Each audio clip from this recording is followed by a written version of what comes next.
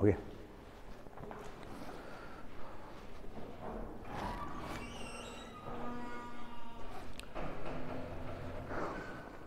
Good morning, कैसे हैं भाई?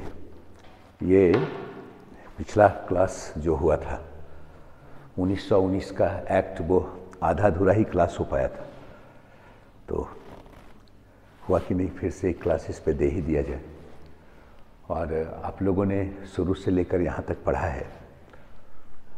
ये चार्टर एक्ट फिनिश हो गया था और रेगुलेटिंग एक्ट भी आपका हो गया था, और भारत शासन अधिनियम में 1909 का अधिनियम तक हम लोग पढ़ चुके हैं। ठीक है, अब ये है 1919 का भारत शासन अधिनियम, जिसे मॉन्टेग्यू चेम्सफोर्ड सुधार भी कहा गया।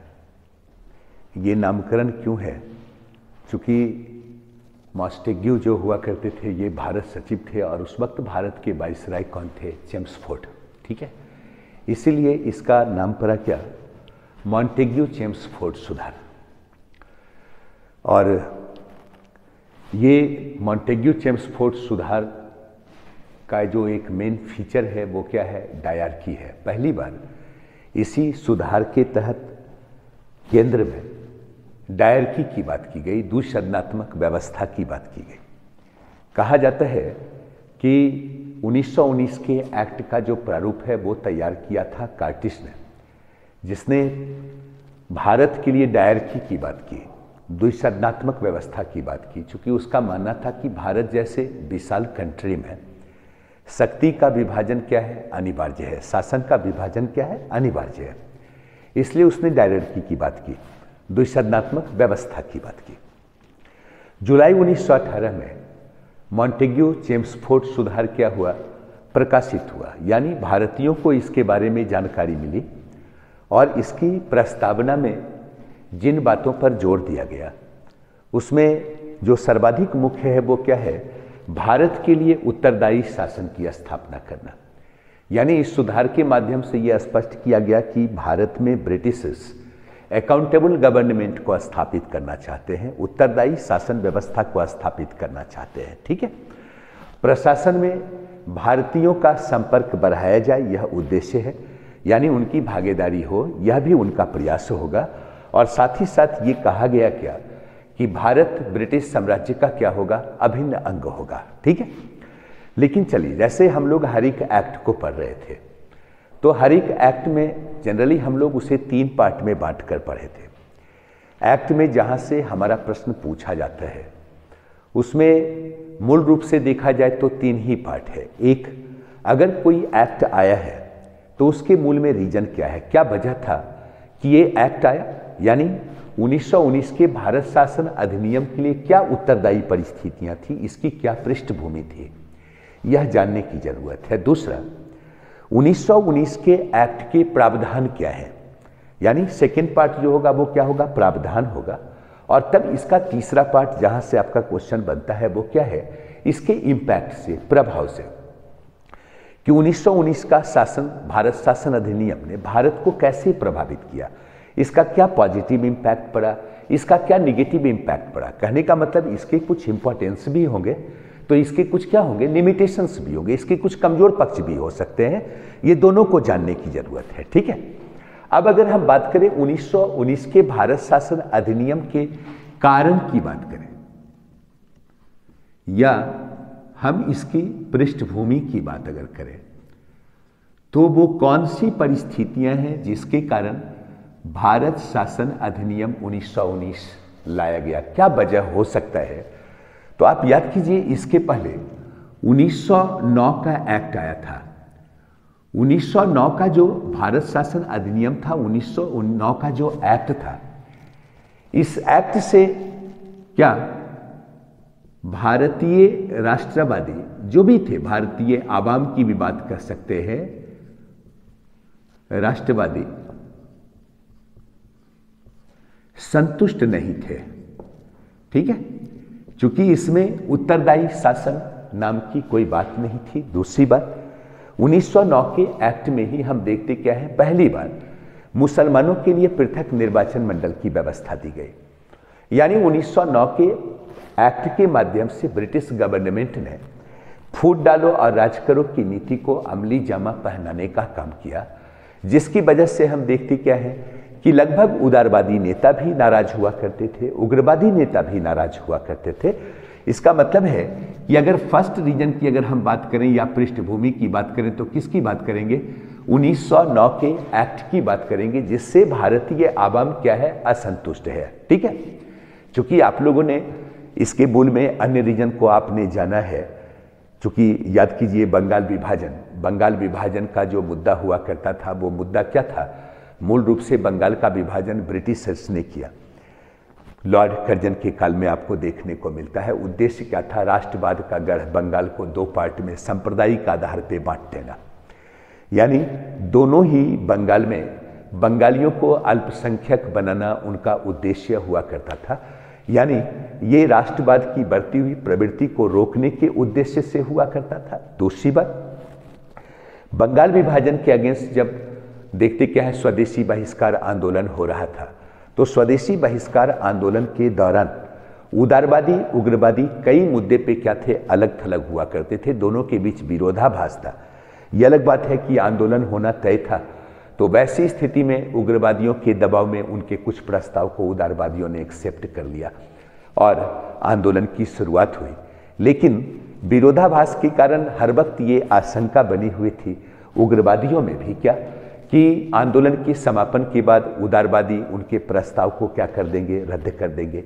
दूसरी ओर उदारवादियों को ये भी लग रहा था कि उग्रवादियों के कारण क्या है, कांग्रेस बिल्कुल नष्ट होने के कगार पे आ चुका है। तो दोनों के बीच विरोधाभास मतलब उभरकर सामने आ रहा था, जिसका इम्पैक्ट हुआ सूरत में कांग्रेस की फूट पड़ी। ठीक है, और उस वक्त ब्रिटिशर्स ने दो एक्टिविटी की, एक तो हिंदू मुसलमान को अलग करने की, दूसरी कोशिश उदारवादी उग्रवादी दोनों को अलग करने की कोशिश उनकी रही। उदारवादियों को अपने पक्ष में उन्होंने किया इस आधार पे कि संवैधानिक विकास के परिप्रेक्ष्य में कि उनके लिए कुछ उनके डिमांड को पूरा किया जाएगा, लेकिन ऐसा हुआ नहीं। 1909 के एक्ट के तहत देखते क्या है, पृथक निर्वाचन मंडल का विस्तार, यानी सांप्रदायिक आधार पर निर्वाचन की व्यवस्था दी। तो ये एक वजह था जिसके कारण भारतीयों में क्या था, आक्रोश था। भारतीय क्या थे, असंतुष्ट हुआ करते थे। तो एक रीजन तो हम इसकी बात कर सकते हैं। अगर दूसरे रीजन की बात करें तो आप किसकी बात करते हैं?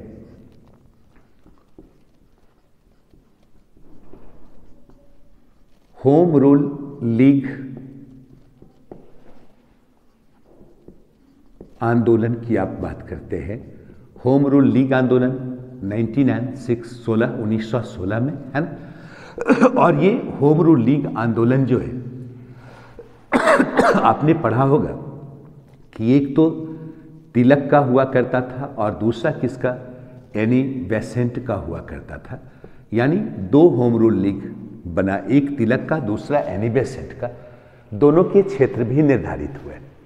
साथ ही साथ ये दो होम रूल लीग अलग अलग आंदोलन के पीछे उद्देश्य क्या था, तिलक के जो फॉलोवर थे एनी बेसेंट के नेतृत्व को एक्सेप्ट नहीं करते और एनी बेसेंट के फॉलोवर तिलक के क्या कहता है नेतृत्व को एक्सेप्ट नहीं करते। इसलिए दोनों ने अपना अलग अलग आयरलैंड के पैटर्न पर स्वशासन के मुद्दे पे क्या की, आंदोलन की शुरुआत की। ठीक है, और इस आंदोलन का जो मेन उद्देश्य हुआ करता था, होम रूलिंग आंदोलन का जो आप कहते हैं नारा, इसका नारा क्या था, स्वदेशी। ठीक है, होम रूल लीग आंदोलन का नारा क्या था, तो स्वदेशी। क्या था, स्वशासन। और क्या था, राष्ट्रीय शिक्षा। यही इनका नारा हुआ करता था। मतलब ये आंदोलन प्रशासनिक सुधार के पक्ष में था, ब्रिटिश शासन के अंतर्गत स्वशासन के मुद्दे पे किया गया आंदोलन था। और आपने पढ़ा होगा जैसे ही आंदोलन में तीव्रता आई तो कारण बताओ नोटिस जारी किया गया, किसके लिए, तिलक के लिए। एनी बेसेंट की गिरफ्तारी हुई। पूरे कंट्री में हम देखते क्या है, इस गिरफ्तारी के अगेंस्ट क्या हुआ, आंदोलन थोड़ा और तीव्र हुआ, जिसके कारण ब्रिटिश सरकार पे एक प्रकार से क्या था, दबाव हुआ करता था। इस वक्त ब्रिटेन के प्रधानमंत्री हुआ करते थे लॉर्ड जॉर्ज। उन्होंने क्या किया, भारत सचिव के रूप में रिक्रूट किया किसको, मॉन्टेग्यू को।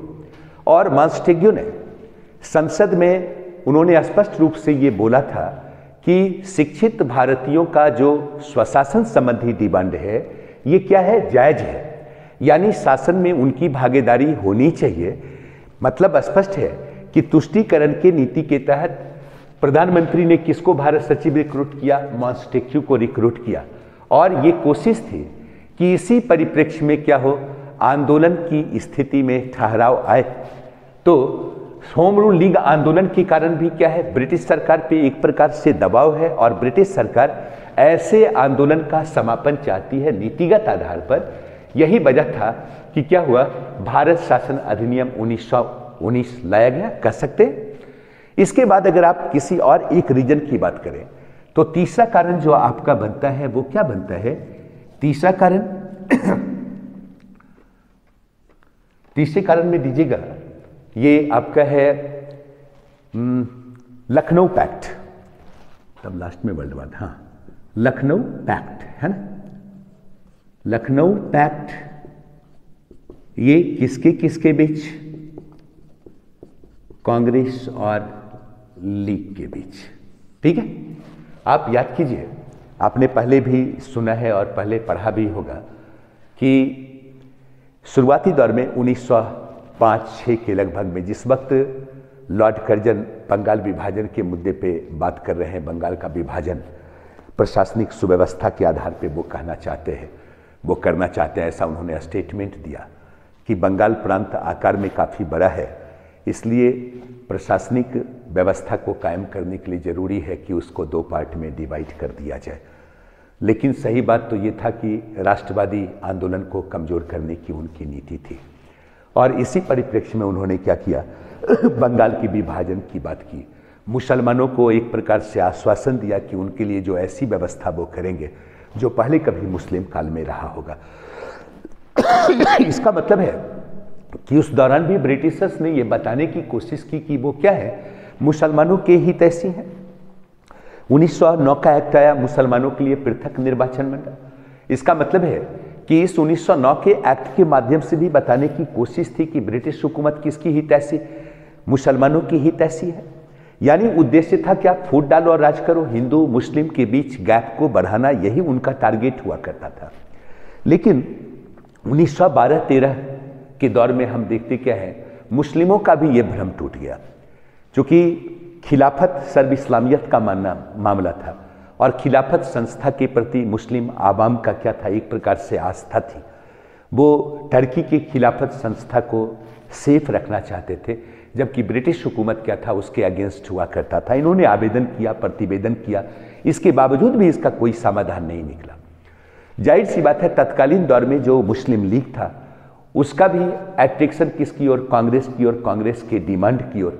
शुरुआती दौर से ही आप देखते क्या है, मोहम्मद अली जिन्ना जो लीग के किसी अधिवेशन में शामिल नहीं हो रहे थे, 1913-15 का जो लीग का अधिवेशन हुआ, मोहम्मद अली जिन्ना भी उसमें शामिल हुए, और उस वक्त भी मुस्लिम लीग की ओर से डिमांड की गई किसके मुद्दे पे, स्वशासन के मुद्दे पे। कांग्रेस के इस डिमांड को उन्होंने क्या किया, सहमति दिया, और आपसी सहमति के आधार पे क्या हुआ, लखनऊ पैक्ट हुआ। तो ये भी ब्रिटिश सरकार पे एक सरकार से क्या था, दबाव हुआ करता था। और अगर हम चौथा रीजन की बात करें, परिस्थिति की बात करें, तो किसकी बात करेंगे, प्रथम विश्व युद्ध। प्रथम विश्व युद्ध जनित क्या समस्याएं जिससे भारत प्रभावित है। याद कीजिए, first world war. First world war में ब्रिटिश सरकार को भारत के सहयोग की आवश्यकता थी, और उस वक्त ब्रिटिश हुकूमत ने यह वायदा किया था कि युद्ध के समापन के बाद भारत के लिए वो प्रजातांत्रिक संस्था का क्या करेंगे, विकास करेंगे। शासन के मुद्दे पर उनका वायदा हुआ करता था। चूंकि ये स्पष्ट कहा गया था कि इस युद्ध में अगर ब्रिटेन शामिल है तो इसके पीछे उनका मूल उद्देश्य क्या है, विश्व में प्रजातांत्रिक संस्था को स्थापित करना। कहने का मतलब है हर एक राष्ट्रीयता को आत्मनिर्णय का राइट दिया जाएगा। यही वजह था कि भारतीयों ने बढ़ चढ़ कर हिस्सा लिया, जबकि तत्कालीन दौर में कई प्रकार की समस्याएं उभर कर सामने आ रही थी। चूंकि ब्रिटेन के स्तर पे उपभोक्ता वस्तुओं की कमी, भारत के संदर्भ में उपभोक्ता वस्तुओं की कमी, खाद्यान्न संकट की स्थिति भी हो गई। अपनी वित्तीय स्थिति को बेहतर करने के लिए ब्रिटिशर्स ने क्या किया, भारत में करों का आरोपण भी किया। एक और महंगाई में बढ़ोतरी हो रही थी, मजदूरी में किसी प्रकार की बढ़ोतरी नहीं, टैक्स का आरोपण, इसके कारण भी भारत का व्यापारी वर्ग प्रभावित था, कृषक वर्ग प्रभावित था। और जस्ट आप देखते क्या है, ब्रिटिशर्स ने वायदा खिलाफी की, यानी युद्ध के समापन के बाद भी ऐसा कोई प्रयास तत्कालीन दौर में नहीं हुआ। तो ये भी एक रीजन था जिसके कारण भारतीयों में क्या था, असंतोष था। लेकिन आप देखते क्या है कि इस दौरान मुस्लिम और हिंदू दोनों एक मंच पर आए, विभिन्न वर्गों के बीच क्या हुई, एकजुटता कायम हुई, चाहे वो लखनऊ पैक्ट के आधार पे हो, होम रूल लीग आंदोलन के आधार पे हो। इसलिए ब्रिटिश सरकार की एक और मंशा क्या थी कि 1919 के एक्ट के तहत क्या किया जाए, फूट डालो राज करो की नीति को ही अंजाम दिया जाए, यानी आंदोलन को कमजोर करने का भी उनका उद्देश्य हुआ करता था। तो पांचवा रीजन क्या हो सकता है, फूट डालो राज करो की क्या नीति, ठीक है। तो ये तमाम वजह रहा था जिसके कारण 1919 का क्या हुआ, एक्ट आया, ये ध्यान रहेगा। अब यहां पे आपके जहां से आपका क्वेश्चन बन सकता है, तो इस एक्ट में पहली बार डायरकी की बात की गई। तो भारत के लिए डायरकी, भारत के लिए शासन में भारतीयों की भागीदारी की बात, इस रूप में प्रारूप का निर्माण किसने किया, क्वेश्चन बन सकता है, ठीक है। अब जिस वक्त ये 1919 का भारत शासन अधिनियम आया, ब्रिटेन के प्रधानमंत्री कौन थे, क्वेश्चन बन सकता है, ठीक है। अब देखना है कि 1919 का जो एक्ट है इसके क्या प्रावधान है, ये तो आपका हो गया क्या, पृष्ठभूमि। अब देखना है क्या प्रावधान। तो नेक्स्ट पार्ट जो आपका इसका है वो क्या है, प्रावधान है ना। अब प्रावधान में हम देखते क्या है, किस मुद्दे पे यहां पे सुधार किया जा रहा है, किस मुद्दे पे व्यवस्था आई है। तो हम प्रावधान जो देखते हैं, ये प्रावधान दो स्तर पे यहां देखने को मिलता है, ठीक है। दो स्तर पे प्रावधान मिलता है, कहां कहां के संदर्भ में, एक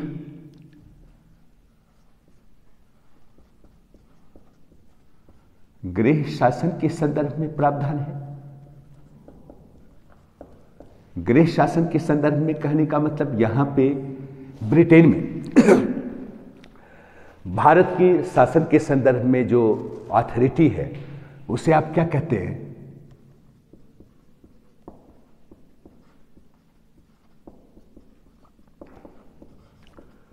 भारत सचिव और उसका काउंसिल, है ना। यानी इस स्तर पे क्या परिवर्तन आया इस प्रावधान के तहत, यह जानने की जरूरत है।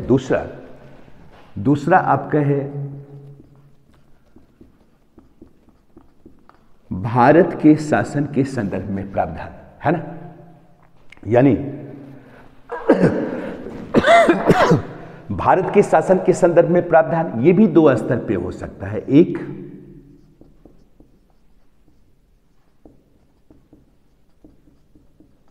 केंद्रीय प्रशासन और दूसरा क्या, प्रांतीय प्रशासन के मुद्दे पे, ठीक है। मतलब स्पष्ट है कि जो प्रावधान है वो गृह शासन के संदर्भ में है, दूसरा प्रावधान क्या है, भारत शासन के संदर्भ में है।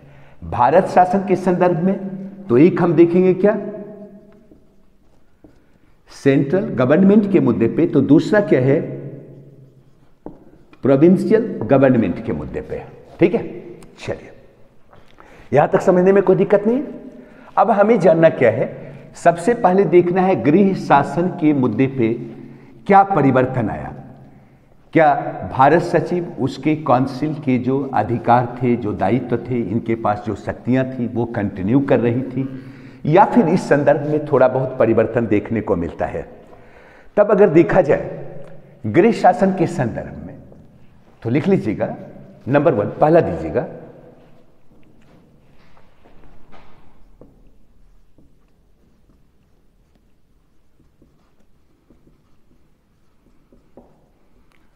इनकी शक्ति को थोड़ा कम कर दिया गया।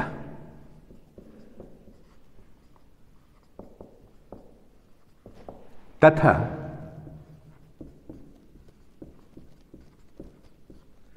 इस पर ब्रिटिश संसद के नियंत्रण को क्या किया गया, बढ़ा दिया गया।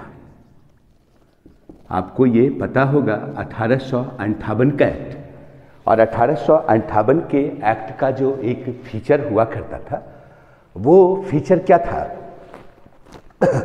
वो फीचर था कि जो द्वैध शासन परंपरा थी, जो द्वैध शासन की व्यवस्था थी, board of control, board of directors, उसको क्या किया गया? समाप्त कर दिया गया। उसके स्थान पर भारत सचिव और उसके काउंसिल की व्यवस्था दी गई, जो भारत के शासन के प्रति जवाबदेह होते थे और ब्रिटिश पार्लियामेंट के प्रति क्या होते थे? उत्तरदायी होते थे।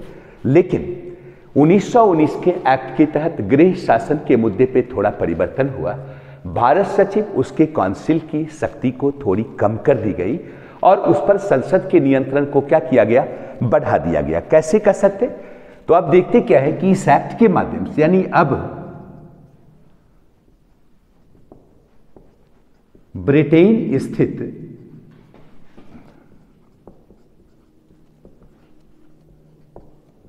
भारत विभाग का खर्च भार किस पे डाल दिया गया? ब्रिटिश संसद पर डाल दिया गया। पहले भारत सचिव, उसके काउंसिल का वेतन कहां से जाता था? भारत निधि से जाता था। लेकिन इस एक्ट के तहत यह व्यवस्था की गई कि भारत सचिव और उसके काउंसिल का वेतन यानी कहां से? ब्रिटिश संसद के माध्यम से। यानी अब ब्रिटिश संसद के ही माध्यम से क्या है?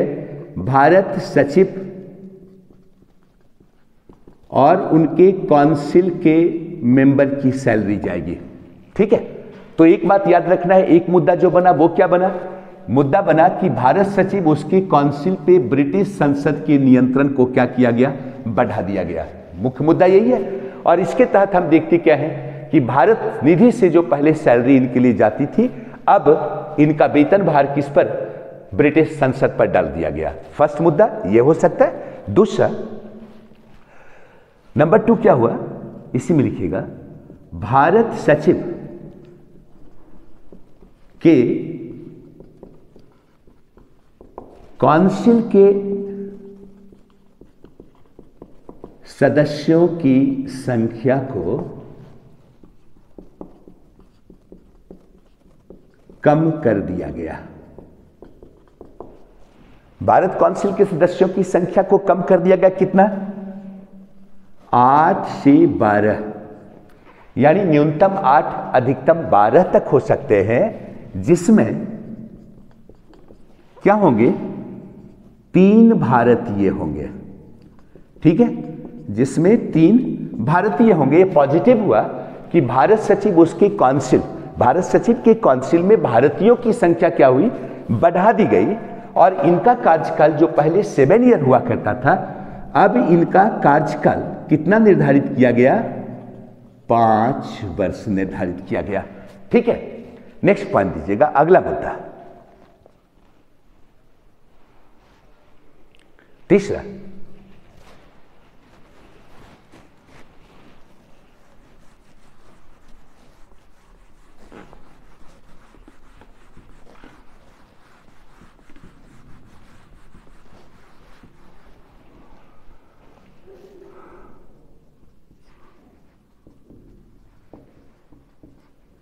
भारत सचिव के कार्यभार को कम करने के लिए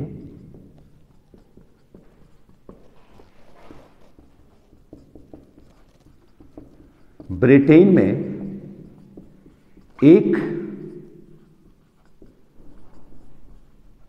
उच्चायुक्त की नियुक्ति का प्रावधान दिया गया। क्वेश्चन पूछता है किस एक्ट के तहत हाई कमिश्नर की नियुक्ति का प्रावधान आया? 1919 के एक्ट के तहत हाई कमिश्नर की नियुक्ति का प्रावधान आया। क्या भाई? तो ब्रिटेन में एक उच्चायुक्त को नियुक्त किया जाएगा। यह ध्यान रखना है कि इस उच्चायुक्त का वेतन कहां से? भारत निधि से। ठीक है, यह क्या कार्य करेगा? यह भारत के लिए यानी भारत सरकार के लिए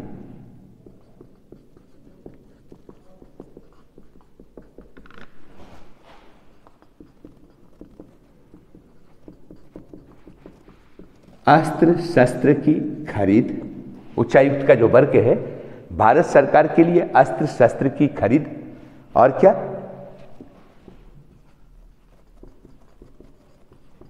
व्यापारिक हित का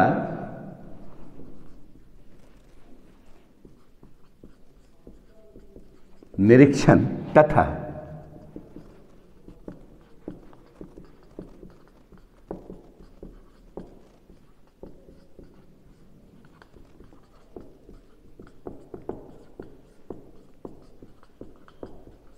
ब्रिटेन में पढ़ रहे भारतीय छात्रों के देखभाल से संबंधित होगा। ठीक है, यानी भारत सचिव की शक्ति को कम करने के लिए कह सकते हैं क्या, ब्रिटेन में एक उच्चायुक्त की नियुक्ति का प्रावधान, जिसकी सैलरी, जिसका वेतन भार कहां, भारत निधि पर होगा। नेक्स्ट पॉइंट दीजिएगा। चौथा,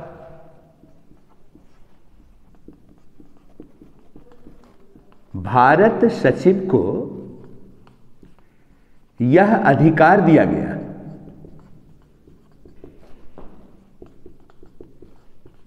कि वह भारत के असैनिक सेवाओं का वर्गीकरण, भारत के सैनिक नहीं, असैनिक, भारत के असैनिक सेवाओं का वर्गीकरण,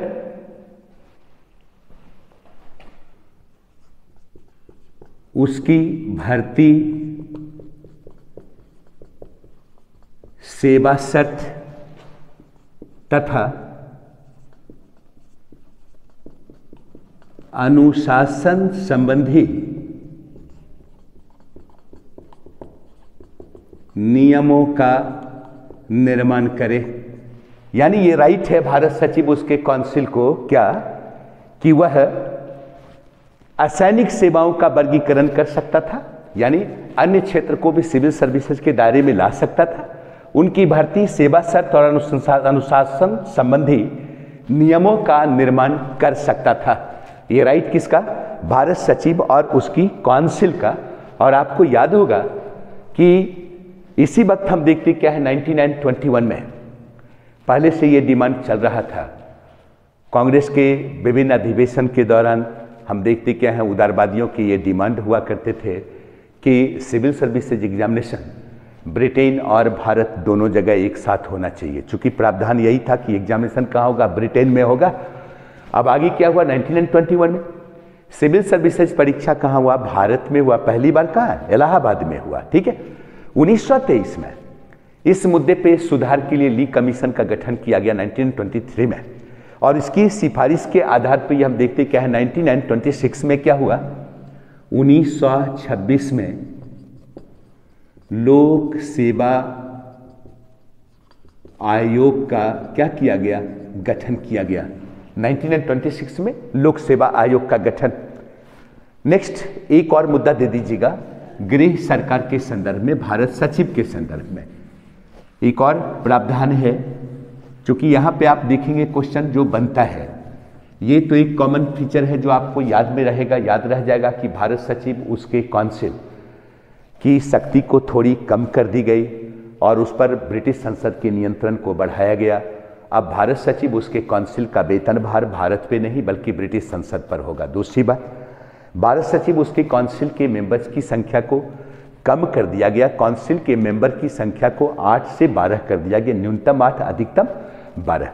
भारत सचिव और उसके काउंसिल के मतलब कार्यभार को कम करने के लिए ब्रिटेन में एक उच्चायुक्त की नियुक्ति का प्रावधान रखा गया और यह तय किया गया कि भारत सचिव क्या करे। नेक्स्ट दे दीजिएगा, पांचवा, कि यह तय किया गया कि भारत सचिव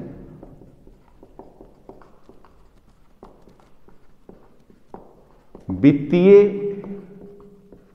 नियंत्रण के लिए क्या कर सकता था, एक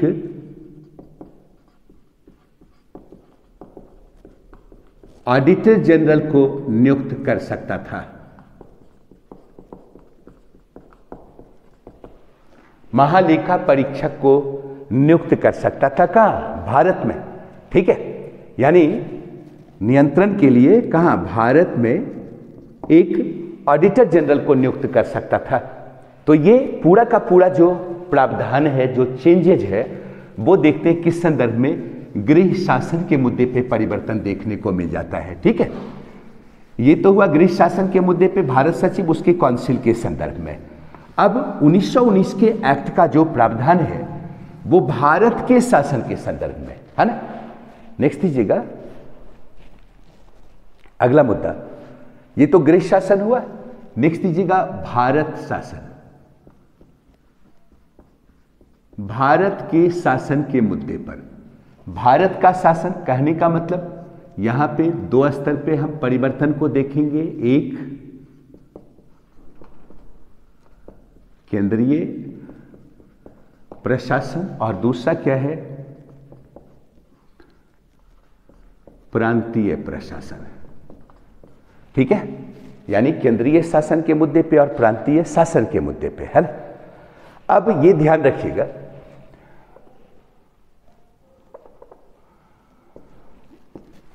इस एक्ट के तहत पहली बार शासन के विषयों का क्या किया गया? वर्गीकरण किया गया। यह याद रखिएगा कि बगल में लिख लीजिएगा, इस एक्ट के तहत शासन के विषयों का क्या किया गया? वर्गीकरण किया गया, बंटवारा किया गया। शासन का कौन विषय केंद्रीय सरकार के अंतर्गत आएगा? कौन सा विषय प्रांतीय सरकार के अंतर्गत आएगा? ठीक है, इसका मतलब है वर्गीकरण किया गया। कितने में? 2 सूची में। ठीक है, कौन कौन सी सूची? फर्स्ट लिखिएगा संघ सूची। संघ सूची के अंतर्गत उस विषय को रखा गया जिसका संबंध एक से अधिक राज्य के हित से जुड़ा हुआ हो। ठीक है, यानी संघ सूची में उन विषयों को स्थान दिया गया जिसका संबंध एकाधिक राज्यों के हित से संबंधित हो। इसीलिए संघ सूची के अंतर्गत रखा किसे गया? संघ सूची के अंतर्गत यातायात, विदेश सुरक्षा, लिख लीजिएगा,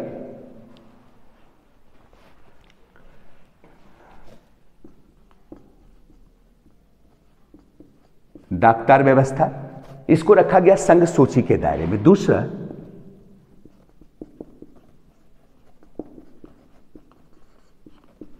प्रांतीय सूची के अंतर्गत, या इसी को आप लिख सकते हैं क्या? राज्य सूची के अंतर्गत, है ना। राज्य सूची के अंतर्गत किस विषय को रखा गया? ऐड कर लीजिएगा, कृषि, शिक्षा, स्वास्थ्य और स्थानीय प्रशासन को। अब स्पष्ट हो गया? कहने का मतलब है कि केंद्रीय शासन किससे संबंधित है?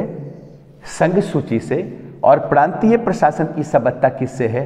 राज्य सूची से। आई बात समझ में? बिल्कुल ये स्पष्ट है कि भाई केंद्रीय शासन जिन मुद्दों से संबंधित है वो क्या है? यातायात, विदेश सुरक्षा और डाकटर, और प्रांतीय शासन के अंतर्गत राज्य सूची के अंतर्गत इन विषयों को रखा गया। स्पष्ट है? चलिए नेक्स्ट दीजिएगा। अब हमें पढ़ना क्या है? सबसे पहले केंद्रीय प्रशासन को, है ना। हमें सबसे पहले पढ़ना किसको है? केंद्रीय प्रशासन को, तब फिर आगे हम लोग प्रांतीय प्रशासन को देखेंगे।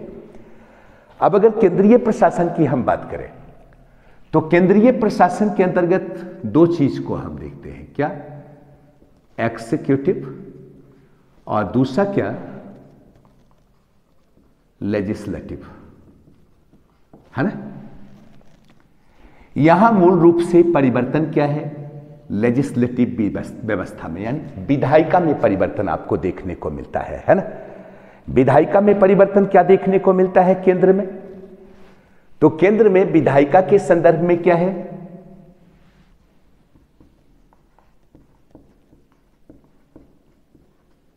द्विसदनात्मक व्यवस्था, यानी केंद्रीय विधानमंडल के अंतर्गत देखते क्या है, 2 सदन की व्यवस्था दी गई। अब एग्जीक्यूटिव की अगर हम बात करें, हमें मूल रूप से पढ़ना क्या है, लेजिस्लेटिव सिस्टम में परिवर्तन। जो हम एग्जीक्यूटिव कहते हैं, ये एग्जीक्यूटिव जो है, जो कार्यकारी राइट किसके पास है, तो ये किसके पास है, गवर्नर जनरल और उसका क्या, कार्यकारी परिषद, जो आप पहले से पढ़ते आ रहे हैं। गवर्नर जनरल उसका कार्यकारी परिषद, यही एग्जीक्यूटिव का हेड है। यहां जो कार्यकारी परिषद है उसमें मेंबर्स की संख्या कितनी है, गवर्नर जनरल प्लस उसका काउंसिल, और उसके काउंसिल के मेंबर्स की संख्या कितनी, 8, और इस 8 में 3 भारतीय होंगे। आई बात समझ में? यानी गवर्नर जनरल की काउंसिल में भी भारतीयों की संख्या में बढ़ोतरी हुई। इसके पहले एक भारतीय का प्रवेश था, क्या नाम था, एसपी सिन्हा, सत्येंद्र प्रसन्न सिन्हा, ठीक है। लेकिन अब गवर्नर जनरल उसकी काउंसिल में कमांडर इन चीफ को छोड़कर 8 मेंबर हैं, और इस 8 मेंबर में क्या होंगे, 3 भारतीय होंगे। इसका संबंध किससे है, एग्जीक्यूटिव से है, ठीक है। मैंने पहले ही बताया कि परिवर्तन लेजिस्लेटिव के मुद्दे पे है, और लेजिस्लेटिव व्यवस्था जो है वो क्या है, द्विसदनात्मक है, यानी डुअल हाउस सिस्टम, यानी जो तत्कालीन विधायिका का स्वरूप है, वो विधायिका का स्वरूप क्या है, डुअल है। जैसे आज देखते हैं राज्यसभा, लोकसभा, पहली बार केंद्रीय शासन में द्विसदनात्मक व्यवस्था की बात कहां की गई, 1919 के एक्ट में की गई। अब हम लोग इसको पहले देख लें, है ना।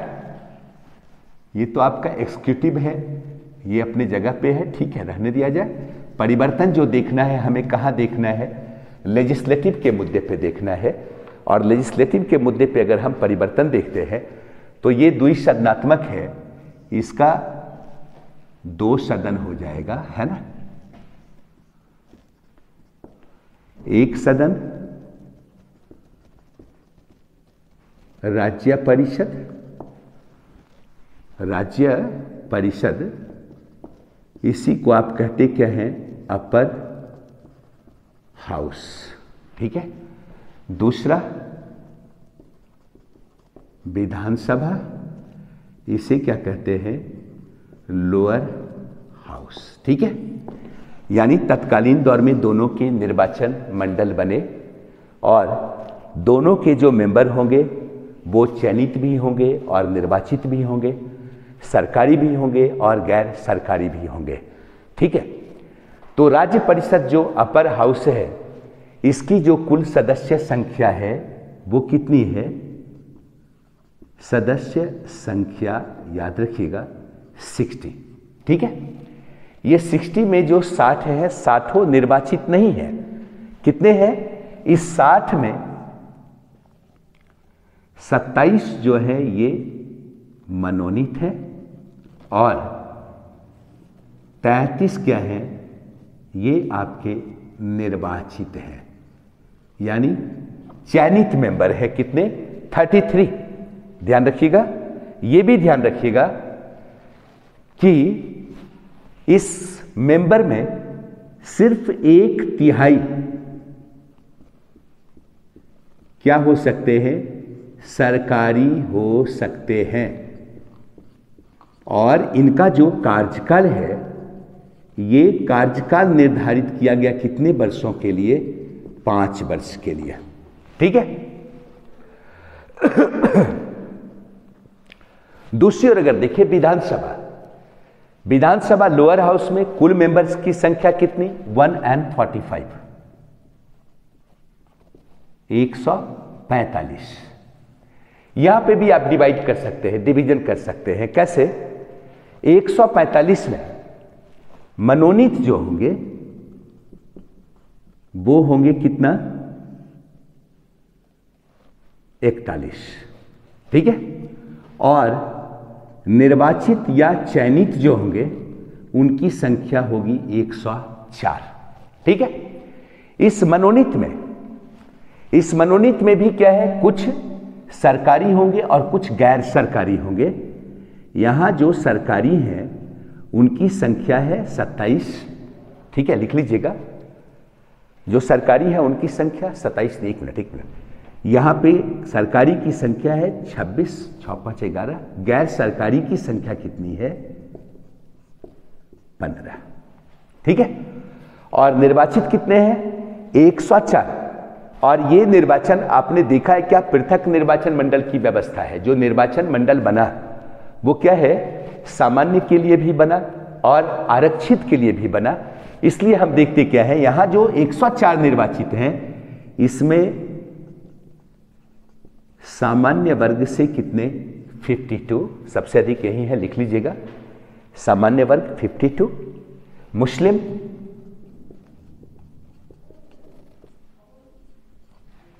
दे दीजिएगा 30,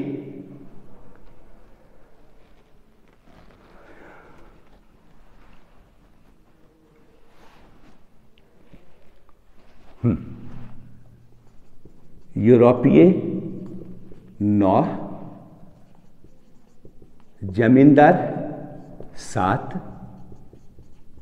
भारतीय व्यापारी वर्ग 4 और सिख कितने होंगे? 2। ठीक है, बिल्कुल स्पष्ट हो गया। Upper house and lower house निर्वाचन मंडल के तहत चुनकर आने वाले मेंबर है ये। ठीक है। अपर हाउस में भी हम देखते क्या है, 27 मनोनीत, 33 निर्वाचित। ये ध्यान रखना है, यहां भी गैर सरकारी की संख्या ज्यादा है और यहां भी गैर सरकारी की संख्या ज्यादा है। दोनों ही हाउस में हम देखते क्या है, मनोनीत की तुलना में निर्वाचित की संख्या ज्यादा है। लेकिन ध्यान रखिएगा कि अभी भी हम केंद्र में उत्तरदायी शासन नहीं कर सकते हैं। यहां पे उत्तरदायी शासन नहीं है।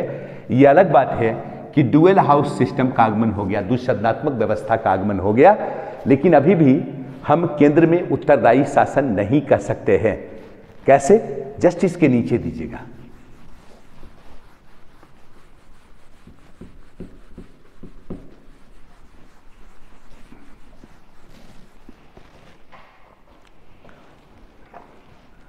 लिख लीजिएगा, गवर्नर जनरल के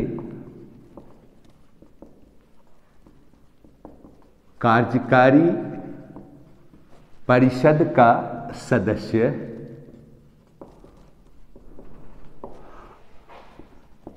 किसी न किसी सदन का क्या होता था? सदस्य होता था। लेकिन वह दोनों सदनों में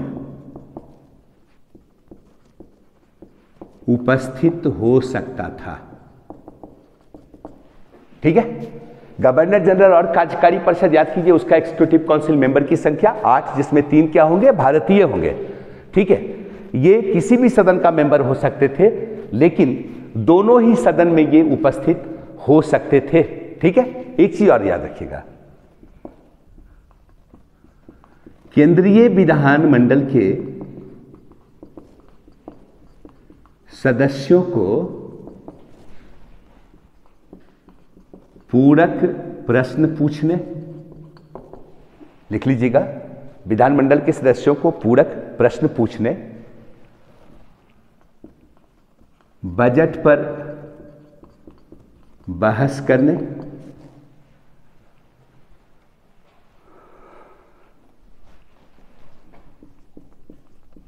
सदन का स्थगन तथा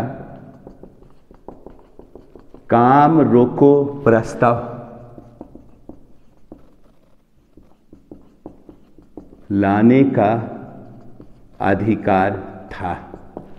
यानी विधानमंडल के सदस्यों के अधिकार क्षेत्र में क्या देखते हैं? इजाफा हुआ। इसमें कोई दो मत नहीं है। जस्ट नीचे दीजिएगा,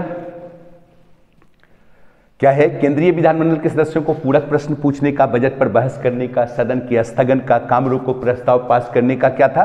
अधिकार था। लेकिन पैराग्राफ चेंज करके दीजिएगा, लेकिन क्या है? लेकिन केंद्र में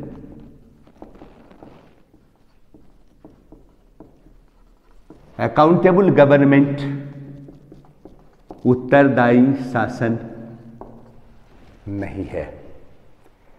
केंद्र में उत्तरदायी शासन नहीं था। कैसे कह सकते हैं केंद्र में उत्तरदायी शासन नहीं था इस व्यवस्था के तहत? क्या वजह है? तब हम देखते क्या हैं कि गवर्नर जनरल को, जो केंद्र में कार्यपालिका का हेड है, गवर्नर जनरल को अध्यादेश जारी करने का तथा क्या था? वीटो का अधिकार।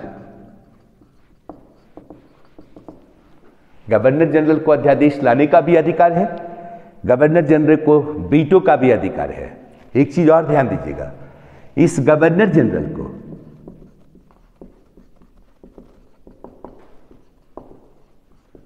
केंद्रीय विधानमंडल के या गवर्नर जनरल केंद्रीय विधानमंडल के किसी भी सदन को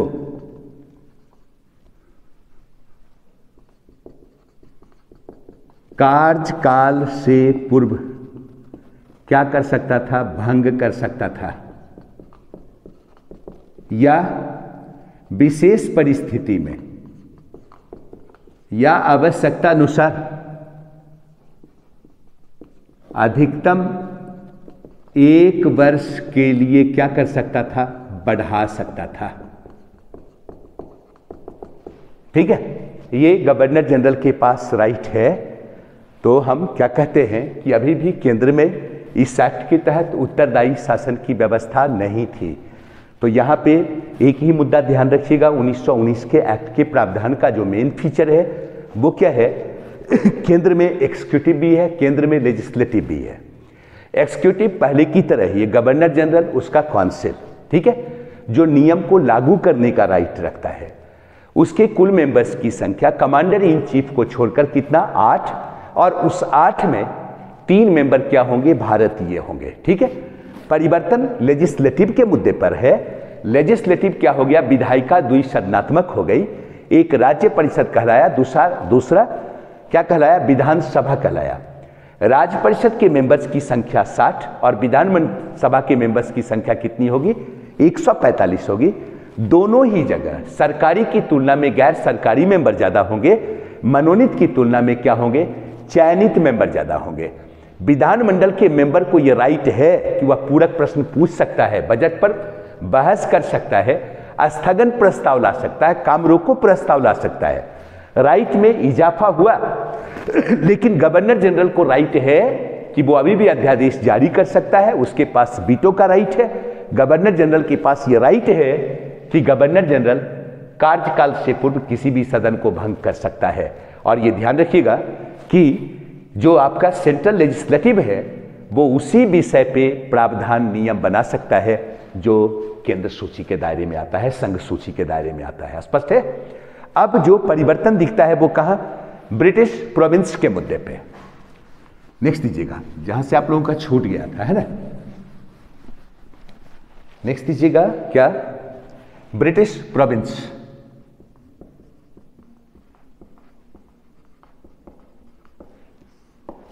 यानी प्रांतीय शासन, है ना।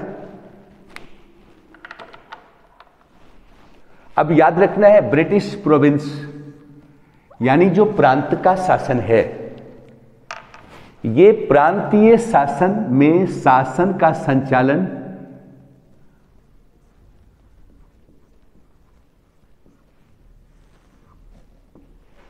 राज्य सूची के विषय के अंतर्गत होना है। ठीक है, राज्य सूची के तहत। और यहां पे क्या है? यहां पे द्वैध शासन की व्यवस्था है। डायरकी नहीं है, ड्यूअल है। जैसे वहां पे डायरकी द्विसदनात्मक है, यहां द्विसदनात्मक नहीं है, 2 है। यानी शक्ति का विभाजन दो के हाथ में। जैसे पहले आपने पढ़ा था क्लाइव के काल में कि क्लाइव ने जब उसको सेकेंड गवर्नरी मिली तो क्लाइव ने क्या किया, बंगाल में द्वैध शासन प्रणाली को लागू किया, है ना। बंगाल में नाजिम के पद को बरकरार रखा, कुछ राइट उसे भी दे दिया। जिसके पास अधिकार था उसके पास कोई दायित्व नहीं, जिसके पास दायित्व था उसके पास कोई अधिकार नहीं, यानी वो दोहरी व्यवस्था थी। इसी प्रकार यहाँ फ्रांस में थी, क्या हुआ, प्रांत में क्या हुआ, द्वैध शासन प्रणाली की व्यवस्था की गई। कैसे, ये ध्यान रखिएगा कि ब्रिटिश प्रोविंस में शासन का संचालन या नियम प्रावधान जो भी बनेंगे शासन संबंधित, राज्य सूची से संबंधित विषय से जुड़े रहेंगे, ठीक है। अब अगर देखा जाए तो यहां पे जो राज्य सूची है, प्रांतीय सूची है, इसका विभाजन दो पार्ट में कर दिया गया, क्योंकि यहां पे शासन का संचालन दो के हाथ में है ना। इसलिए राज्य सूची को, यानी राज्य सूची के विषय को दो पार्ट में डिवाइड कर दिया गया। एक क्या कहलाया, ये कहलाया आरक्षित विषय, यानी रिजर्व सब्जेक्ट, ठीक है। दूसरा क्या कहलाया, हस्तांतरित विषय, ठीक है, ट्रांसफर्ड सब्जेक्ट हो गया। तो यहां पे प्रांतीय सूची के अंतर्गत क्या है, जो विषय आते हैं उसको दो पार्ट में बांटा गया, आरक्षित विषय और हस्तांतरित विषय के रूप में। और ध्यान रखिएगा, आरक्षित विषय के अंतर्गत किसको रखा गया, यहां रखा गया पुलिस, लॉ एंड ऑर्डर, यहां रखा गया जेल को, ठीक है, लिख लीजिएगा।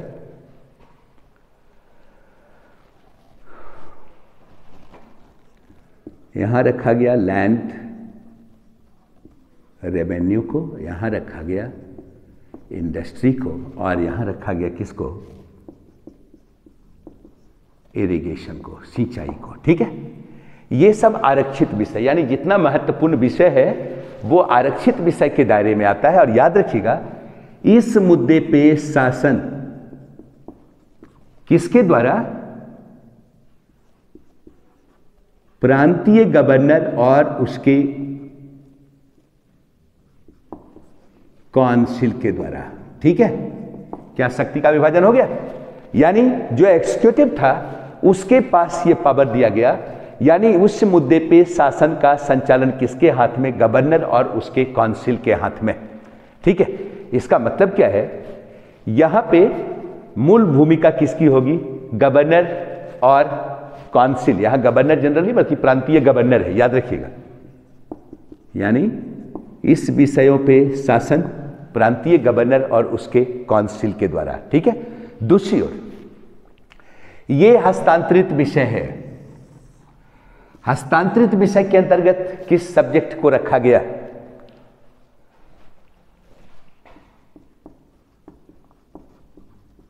सार्वजनिक निर्माण, स्वास्थ्य, शिक्षा, लिख लीजिएगा, सार्वजनिक निर्माण, स्वास्थ्य, शिक्षा, और क्या, कृषि और स्थानीय प्रशासन, ठीक है। यहां पे शासन किसके द्वारा, यहां पे जो शासन का संचालन होगा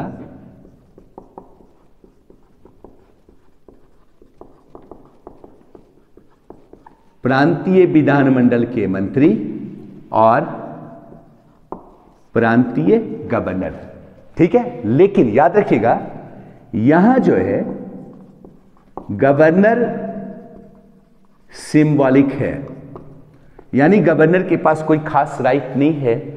जो भी राइट है किसके पास, मंत्री के पास है। यानी यहां पे क्या है, यहां विधायिका मुख्य है, लिख लीजिएगा। यहां क्या है, विधायिका मुख्य है। गवर्नर यहां क्या है, सिंबॉलिक है। मुख्य कौन है, विधायिका है, ठीक है। और जो यहां मंत्री, जो निर्वाचित होकर मंत्री आएंगे, ये मंत्री क्या है, विधायिका के प्रति क्या है, उत्तरदायी है। मंत्री किसके प्रति उत्तरदायी, विधायिका के प्रति उत्तरदायी। और एक चीज और ध्यान रखिएगा कि प्रांतीय विधायिका में क्या हुआ, सदस्य संख्या में क्या हो गई, बढ़ोतरी की गई। प्रांतीय विधायिका में सदस्यों की संख्या में बढ़ोतरी की गई और जिसमें ये प्रावधान है कि इसका अबाउट 70% क्या होंगे, निर्वाचित होंगे। यानी इन विषयों पे जो वर्क हो रहा है उसमें गवर्नर की मूल भूमिका नहीं है बल्कि विधानमंडल के मंत्री की भूमिका है। उसमें भी मेंबर्स ज़्यादा कौन है, चयनित हैं। इसका मतलब है कि प्रांत में क्या है, उत्तरदायी शासन है। इस एक्ट की विशेषता तो यहां पे नीचे डाल दीजिएगा, क्या प्रांतों में क्या है, उत्तरदायी शासन है, मेन फीचर के रूप में दिख रहा है। अब अगर कहा जाए, ये थोड़ा सा और भी ध्यान रखिएगा कि प्रांत में 20% से ज़्यादा सरकारी मेंबर नहीं होंगे। यानी प्रांतीय विधायिका में गैर सरकारी मेंबर और निर्वाचित मेंबर की तादाद क्या है, बहुत ज़्यादा है। ठीक है, यहाँ पे नीचे लिख लीजिएगा थोड़ा सा एक दो मुद्दा और जिसको ध्यान में रखना चाहिए। ये तो समझ में आ गया कि प्रांतीय प्रशासन क्या राज्य सूची के दायरे में, यानी प्रांतीय शासन से संबंधित क्या है, राज्य सूची। राज्य सूची को दो पार्ट में बांट दिया गया, कुछ आरक्षित विषय और कुछ सब्जेक्ट को रखा गया हस्तांतरित विषय। आरक्षित विषय के मुद्दे पर शासन की जवाबदेही किसकी, गवर्नर जनरल, उसके काउंसिल को। हस्तांतरित विषय वो किसके अंतर्गत है, राज्य विधानमंडल के अंतर्गत है। ठीक है, अब यहां ध्यान रखिएगा कि प्रांतीय विधानमंडल को क्या है, नीचे दे दीजिएगा कि प्रांतीय विधानमंडल को क्या है, विधि निर्माण का क्या दिया गया, अधिकार दिया गया। प्रांतीय विधानमंडल को विधि निर्माण का अधिकार दिया गया। ठीक है, यहां प्रांतीय विधानमंडल के भी जो सदस्य होंगे, प्रांतीय विधानमंडल के सदस्य को याद रखिएगा कि प्रश्न पूछने क्या है, पूरक प्रश्न पूछने, है ना, बजट पर बहस करने, काम रोको प्रस्ताव या स्थगन प्रस्ताव लाने का क्या था, अधिकार था। ठीक है, और एक जो आपने वहां पे पढ़ा था केंद्रीय प्रशासन में कि जो गवर्नर जनरल को राइट था, यहां गवर्नर को राइट है, प्रांतीय गवर्नर को राइट है कि वो विशेष परिस्थिति में क्या कर सकता है, कार्यकाल से पूर्व, चूंकि इसका कार्यकाल 3 इयर्स है, तो कार्यकाल से पूर्व क्या कर सकता है, विधानमंडल को भंग कर सकता है या आवश्यकता अनुसार इसकी अवधि को अधिकतम 1 वर्ष तक बढ़ा सकता है। तो जो केंद्र में गवर्नर जनरल को राइट प्राप्त था, कुछ यहां पे भी आपको देखने को मिल जाता है। तो ये चीज को आप लिख सकते हैं। ठीक है, कि कार्यकाल से पूर्व विधान परिषद को भंग कर सकता था कौन, गवर्नर जनरल। तो लिख लीजिएगा कि यहां गवर्नर, यहां गवर्नर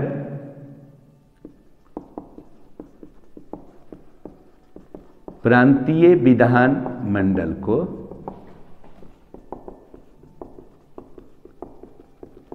कार्यकाल से पूर्व भी क्या कर सकता था,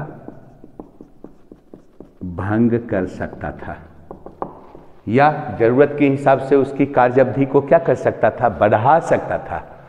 अब हमें जानना क्या है, जहां से आपका क्वेश्चन बनता है, इस एक्ट का क्या इंपॉर्टेंस है, क्या महत्व है, या इसका कुछ प्रभाव जो पॉजिटिव देखने को मिला, प्रभाव जो आपको पॉजिटिव रूप में देखने को मिलता है, जिसे आप महत्व भी कर सकते हैं।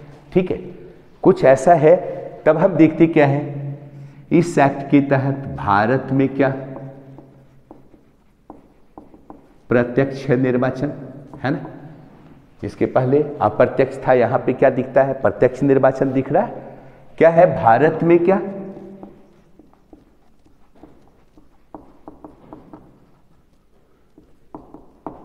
डेमोक्रेटिक इंस्टीट्यूशन का विकास कह सकते हैं।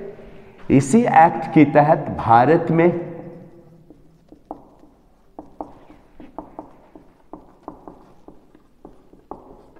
महिलाओं को क्या मताधिकार, ये भी पॉजिटिव है ना। पॉजिटिव क्या है, इस एक्ट के तहत अगर हम देखें तो वायसराय की काउंसिल में भारतीयों की संख्या में क्या हुई, वृद्धि हुई। कितना, 3 कर दिया गया। ये भी क्या हुआ, पॉजिटिव हुआ, है ना। उसके बाद क्या हुआ, अखिल भारतीय सेवाओं का आगमन, ये भी पॉजिटिव रूप में दिखाई देता है। यद्यपि मताधिकार अभी भी सीमित है, लेकिन चलिए कुछ तो पॉजिटिव है। और नेक्स्ट अगर देखा जाए तो प्रांतों में क्या, उत्तरदायी शासन, ये पूरा का पूरा क्या है, पॉजिटिव रूप में आपको देखने को मिल रहा है। ठीक है, लेकिन इसके कुछ लिमिटेशन भी है। कहने का मतलब इसमें अभी भी कुछ कमियां रह गई, सुधार की अभी पर्याप्त गुंजाइश है। ठीक है, कहने के लिए उत्तरदायी शासन, लेकिन सही मायने में देखा जाए तो गवर्नर जनरल उसके काउंसिल पर कोई खास नियंत्रण दिखाई नहीं दे रहा है। यानी अगर आप इसके लिमिटेशन की बात करें, सीमाएं की बात करें, तो आप क्या कह सकते हैं, अभी भी क्या है, सीमित मताधिकार, ये क्या है, लिमिटेशन है। दूसरा, गवर्नर जनरल और उसके काउंसिल पर क्या है, कोई नियंत्रण नहीं, है ना। अब अगर विषयों के बंटवारे को आप देख लें तो विषयों का बंटवारा क्या है, बिल्कुल तार्किक नहीं दिखता है। प्रांत में जो आरक्षित विषय है वो गवर्नर जनरल उसके काउंसिल के हाथ में है। कहने का मतलब वित्त उसके हाथ में है, ब्यूरोक्रेसी उसके हाथ में है, शक्ति उसके हाथ में, नौकरशाही क्या है, उसके हाथ में है। यानी प्रांतीय जो मंत्री है, विधानमंडल है, उसके पास वित्त और नौकरशाह पर कोई नियंत्रण है नहीं। तो लिख लीजिएगा,